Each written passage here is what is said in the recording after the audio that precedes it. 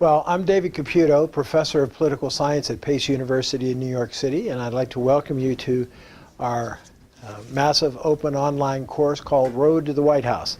Today I want to be speaking to you about a topic that usually I wait till the fall to talk about, but I want to talk about it today, and as I conclude this lecture, I think you'll understand why. You'll see over my left shoulder here a map, an Electoral College map, and I want to come back to that in just a moment. So today's topic deals with the Electoral College and why, obviously in the fall, it will become all important, but even in the spring, as the various parties are considering their nominating their candidates, the Electoral College is also in the back of their minds, and in some cases even in the forefront of their minds. So let me try to explain. And I have to tell you that as I've taught the Electoral College over the years to my students in both the introductory and some of my advanced classes at Pace and elsewhere, this is one of the hardest things for our students to understand. Not quite clear why, but it has been. So let me start with the very basics. First of all, the Constitution does not involve the direct election of the president.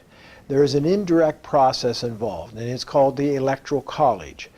And what happens when you vote on election day in November 8th this year, you will not be voting for a candidate per se. You'll be voting for an elector, a person who represents that individual and who is pledged to cast their electoral ballot for that individual. So even though it's indirect, it is somewhat direct. So what happens is you vote on November the 8th. The Electoral College meets later. They cast their ballot. Then the Senate confirms the results of the race in December. However, we know that the race is normally over on November 8th or November 9th, unless you're in year 2000, in which case it's December before it's over because of the court challenges and so forth. So what exactly and how are the number of votes in the Electoral College determined? All right, so to start with, each state is guaranteed a minimum number, regardless of their population. So each state gets 2 Electoral College votes, 1 for each of their senators, U.S. senators, and the Constitution guarantees 2 senators per state. Second, each state then gets 1 additional Electoral College vote for each member of the House of Representatives that they have. And remember, the House of Representatives is based on population, with redistricting done every 10 years as a result of the census. So that means that in a given, in 2008, the number of Electoral College votes per state would have been different than the number of Electoral College votes in 2012 because of the change in the House seats. So we know that the population shift in the United States has been south and west, so those states have been the states that have picked up more Electoral College votes. States such as New York, Connecticut, Pennsylvania, Ohio have been losing Electoral College votes because they've lost population and therefore have lost election seats. So keep in mind that regardless of its size, each state gets at least 3 Electoral College votes. Okay? Now, when you add these votes together, if you get 1 vote for each of the senators that you have, and each state has 2, that's 100 Electoral College votes, correct? If you get 1 for each member of the House, there are 435 members of the House. That means the Electoral College would be 435 plus 100, 535. But wait, it is not. The actual number of Electoral College votes is 538. So you might say, well, where does that extra 3 votes come from? It comes specifically from the District of Columbia. The Constitution was amended in 1961 with the 23rd Amendment, which said that the District of Columbia would receive 3, the same number as states, 3 Electoral College votes. The District of Columbia has a representative, non-voting representative in the House of Representatives. They do not have any votes or any non-voting representative in the Senate. So that's how we get to 538 in terms of the Electoral College. Okay? Now, to be elected president, you have to have a majority. The Constitution specifies a majority of the Electoral College vote. So 538 divided by 2 is 269. That is not a majority, that's simply half. Remember, a majority is one more than half. So that means in order to be elected president, you need 270 electoral college votes. Now, keep in mind the difference between a plurality and a majority. Majority is one more than half. A plurality simply means you have more votes than any other candidate. A plurality could be a majority. Okay? A majority is always exceeds a plurality, however. Okay? So keep that in mind, that you're thinking when you're trying to do the Electoral College, remember that it's a majority of all the Electoral College. Okay, so then what happens? Well, if you look at the map here, the map indicates the large black numbers, indicate the number of Electoral College votes by state. So for instance, let's look at New York State. It has 31 Electoral College votes. 2 of those Electoral College votes are based on the number of senators, and then 29 congressional districts. Go down to Texas, 34 Electoral College votes. 2 based on senators and 32 congressional districts. Go out to California, which has the largest number of Electoral College votes, 55. 2 based on the number of senators, and 53 for each of the congressional districts in the state of California. Then look at some of the smaller states. The Dakotas, 3 and 3, Wyoming 3, Montana 3, Idaho 4, Rhode Island 4, Maine 4. Okay? So what this means then is that you're trying to put together an electoral college majority. So you're trying to nominate and elect candidates and put them on the ballot who are going to be able to carry a majority. In the past few years, as 2000 will attest, Florida and Ohio have been the 2 key states in terms of battleground states, and how goes those 2 often determines the outcome. President Obama in 2008 concentrated on Iowa, North Carolina, Florida, and Virginia, and he was successful in building a coalition there. So remember, to be elected president, you need 270 Electoral College votes. So now just think for a moment. Let's take the case of the Republican candidates at this point. We're down to 3. We have Donald Trump, we have John Kasich, and we have Ted Cruz. Okay? Think of their states: Ohio, Texas, and New York. Okay? So now let's assume for a moment that Donald Trump ends up being the eventual nominee. Do either Cruz or Kasich help him?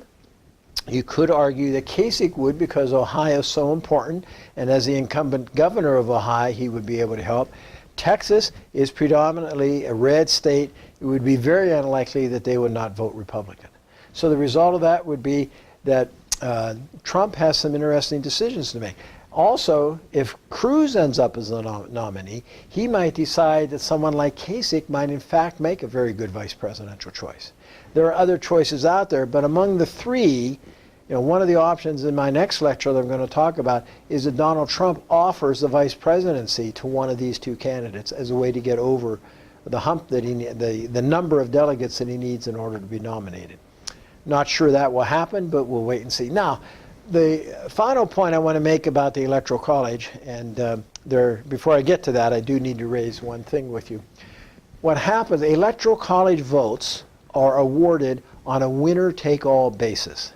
You get 1 more vote than your opponent in any state, and you get all of its Electoral College votes. So what this means is it is possible to elect a president who has a majority of Electoral College votes, but not a majority of the votes cast. And this has happened as recently in 2000, when Senator Gore had over 500,000 votes more than President-elect Bush did. Bush won because he got the Electoral College vote, especially with the decision in the state of Florida. Okay? So remember that. You can be elected president with a minority, okay, with less than a majority of the popular vote, but with a majority of the Electoral College vote.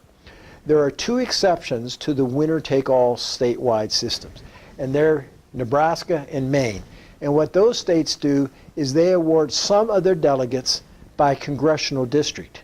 So it's possible that you could win a congressional district, receive 1 Electoral College vote, and not receive any else in the state. So the upshot of that was in 2008, Barack Obama campaigned in the Omaha, Nebraska area. Everyone wondered why. He had a logical and a very good reason. He thought he could carry that congressional district, which would give him one additional electoral college vote. It turned out that the strategy was correct. He didn't carry anything else in Nebraska, but he carried that one congressional district. So that's important to remember. So what Nebraska does is reward 3 of their electoral college votes by the 3 congressional districts, and then they total the statewide vote, and the person with the most statewide vote gets the 2 electoral college votes there. Okay? So it's important that you understand the distinction here. It'll become more important when the fall election comes on. And then the final thing I want to say, it is also possible under the Electoral College rules that no candidate gets a majority. It's mathematically possible to tie 269 to 269.